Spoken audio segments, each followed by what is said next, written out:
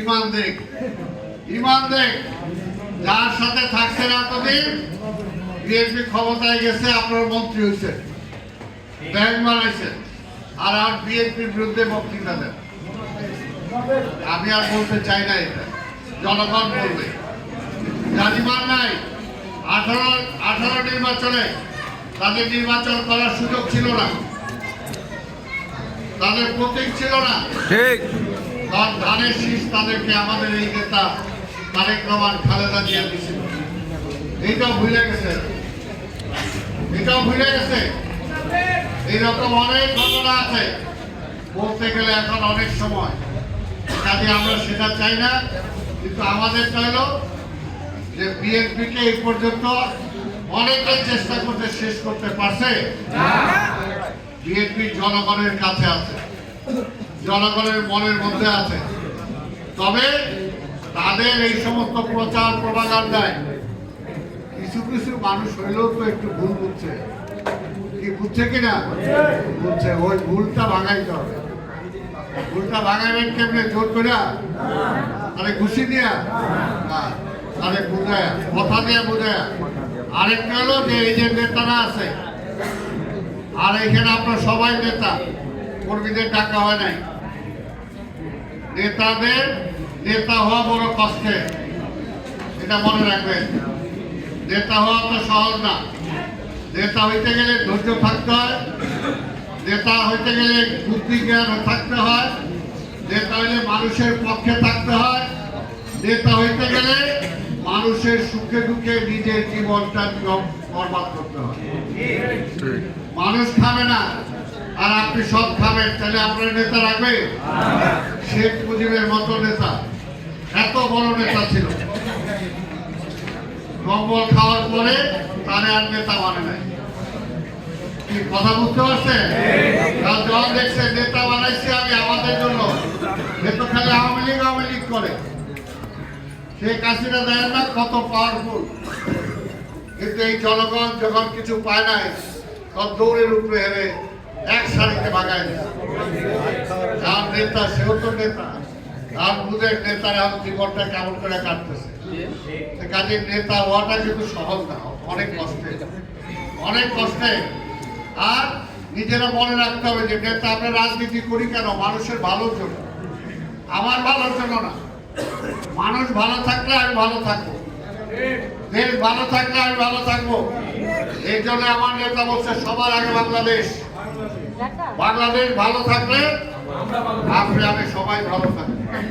কাজে নেতাদের খেয়াল রাখতে হবে, আমার আচরণে যাতে জনগণ অখুশি না হয়। আমি একটা চা স্টলে বসলাম, ওইখানে আমি আমার শক্তিধর দেখাইলাম, চলে আইলাম। একটু পরে কিন্তু ওই চা স্টলে যারা আছে তারা বললে, দেখছো যে এখন এরকম করে ক্ষমতায় গেলে কি হবে? বলবে কিনা? এইটার জন্যই যত মোলায়েম থাকা যায়, যত নরম থাকা যায়, তত এলেই। আর নেতা হইতে গেলে সবার মন বুঝতে হবে। আমাদের নেতাদেরকে বলবো, আপনার কষ্ট করছেন, 17-18 বছর ঘুমাইতে পারেন নাই, বাড়িতে খাইতে পারেন নাই, মামলার পর মামলা, জেলখানায় যাইতে হয়েছে। আপনার আমার অনেক সাথী আজকে কবরে চলে গেছে, আপনার আমার অনেক সাথী এখন আমরা খুঁজে পাই নাই। অনেক আমাদের না পাওয়ার বেদনা আছে। ইনশাল্লাহ দল যদি ক্ষমতায় যায়, এই দল ক্ষমতায় গেলে সবার যা যা না পাওয়ার হারানো ব্যথা সব ইনশাল্লাহ পোষায় দেবে। অন্যায় ভাবে না, জোর করে না, জুলুম করে না, ন্যায় ভাবে, ন্যায় ভাবে। কারণ তারা তো আমাদের ছেলে মেয়েদের চাকরি দিতে দেয় নাই, ভর্তি দিতে দেয় নাই বিশ্ববিদ্যালয়ে, ব্লাড টেস্ট করছে। আমরা ব্লাড টেস্ট না করলেও আমাদের ছেলে মেয়েদের প্রাধান্য দিব কিনা? আমার যে ব্যবসায়ী ব্যবসা করতে পারে নাই, তার পুঁজিটা শেষ হয়ে গেছে, তার পুঁজির জন্য ব্যাংক থেকে আমি ব্যবস্থা করে দিই। ব্যাংক তারা লোন দেবে, আমরা ব্যবস্থা করে দিই। এমনি ভাবে যারা ক্ষতিগ্রস্ত হয়েছেন, আন্দোলন করতে গিয়ে চোখ হারাইছেন, পা হারাইছেন, ফ্যামিলি হারাইছেন, একজন একটা সন্তান হারাইছে, তাদেরকে যেভাবে পোষানো দরকার সরকারের পকেটে ন্যায় ভিত্তিতে আমরা তাদেরকে সেগুলো পোষানোর ব্যবস্থা করি। আর আপনারা বুঝতে পারেন যে আপনারা হলেন প্রধানমন্ত্রী যে হবে সেই সিটের আপনারা, কাজে আপনাদের অভাব অভিযোগ থাকবে, আপনারা খারাপ অবস্থায় থাকবেন, আর তারেক রহমান প্রধানমন্ত্রী হবে, এটা কি হবে? তিনি অবশ্যই দেখবেন, তিনি অবশ্যই দেখবেন যে কোন ফ্যামিলিটা আজকে ক্ষতিগ্রস্ত আছে। কারণ আমি যদি আমার ঘরেই সামলাইতে না পারি তাহলে আমার সবাই সামলাবো কেমনে? আমি আমার ঘরেই যদি না খেয়ে থাকি বাইরেও খাওয়াবো কেমনে? কাজে বাইরেও খাওয়াবো, আমার ঘরেও খাওয়াবো, বাইরেও চাকরি দিব, আমার ঘরেও চাকরি দেব, বাইরেও শান্তি থাকবে, আমার ঘরেও শান্তি থাকবে। কাজেই দল ক্ষমতায় গেলে অনেক সুযোগ সুবিধা তারা কাজ করতে দেয় নাই, কন্ট্রাক্টরি করতে দেয় নাই, সিটি কর্পোরেশন করতে দেয় নাই, ওয়াসাদাই করতে দেয় নাই, কোথাও যাইতে দেয় নাই। এখন সবাই যাবেন, কি সুযোগ আছে না? জোর করে টেন্ডার নিতে হবে না, লিগ্যাল ওয়েতে যেটা হয় সেটা হইলেও তো পাবে। আর এবার 10টা না পান পরে 11টা বেলা তো পাইবে, আর আগে তো একটাও পাওয়া যেত। কাজেই সেগুলো অর্থাৎ আমরা চাইলে ভাগ যোগ করে সবাই থাকা যায়, সবকিছু করা যায়, শুধু আমি যদি একা খাই না করি, এটা অবশ্যই বিষয়। এটার জন্যই সবাই মিলে মিশে থাকতে হবে। আর টাকা পয়সা কত দরকার হয়, সম্মানটা সবচেয়ে বড়। শেখ হাসিনা বস্তায় বস্তায় টাকা কামাইছে। এর আগের বাড়ি তার ভাই শেখ সেলিম নিজে বলছে আর্মিদের কাছে যে শেখ হাসিনারে বস্তা বইটা টাকা দিয়ে আইছে। কি বলছে না?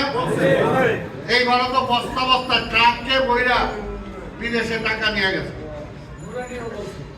তাইলে কি হয়েছে? আজকে সেই টাকা ভোগ করতে পারতেছে।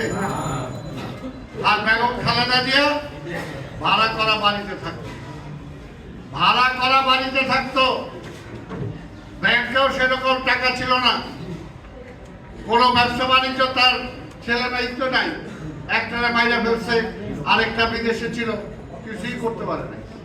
কিন্তু বাংলাদেশের সবচেয়ে সম্মানিত ব্যক্তি কে হয়েছে? যে সম্মান আল্লাহ তাকে দিছে, এই সম্মান বাংলাদেশে আগে পাইছিল একমাত্র জিয়া রহমান, আর কেউ পাইছে? এটাই তো বড়, এটা বড় না? এই যে আপনার উল্টা দিকে বাবু সাহেব যমুনার মালিক মারা যাওয়ার সময় কি বলছে? আমার সব সম্পদ হয়ে যাও, তবু আল্লাহ আমার একটু শান্তি দাও। পাইছে? পায় নাই। এটাই হলো বড় কথা। সব সম্পদ বড় কথা না, মানুষের ভালোবাসা। এটা হলো পরকালেও যখন 1 জন 2 জন 10 জন বা 50 জন 200 মানুষ ভালো বললে তারে নাকি আল্লাহ বেস্ত দিয়া দেয়। আর এর লক্ষ লক্ষ মানুষ, কোটি কোটি মানুষ আজকে জানা যায় শুরু হয়েছে, নিশ্চয়ই আল্লাহ তাকে বেস্ত